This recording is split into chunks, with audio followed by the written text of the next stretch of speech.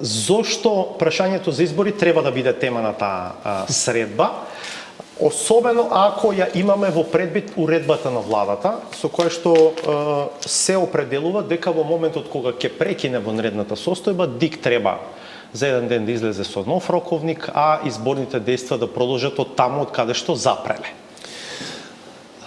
Гледате, не би сакал се да им наметнам нови задачи од областа на правото на овие што се правници од власт или од опозицијата, меѓутоа постои размислување дека уредбите со законска сила важат додека важи вонредната состојба. Потоа, за да евентуално продолжат да важат, треба собранието да ги потврди. Ако ги потврди, ќе продолжат да важат. Парламентот, ако не ги потврди, нема да важат. Тоа е едно од правните мислења кои ми го кажуваат, ми го советуваат оние што мене ме советуваат во правната свет. Не велам дека е тоа дефинитивната вистина, меѓутоа само сакам да ви кажам.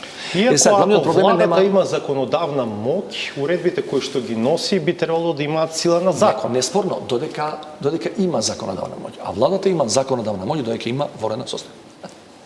Само во воредна состојба владата може да носи уредби со законска сила. Не во некои регуларни парламентарни времиња. Што е кај нас проблемот? Парламентот никако да се состане, бидејќи неговиот прв човек смета дека тој е дефинитивно распуштен.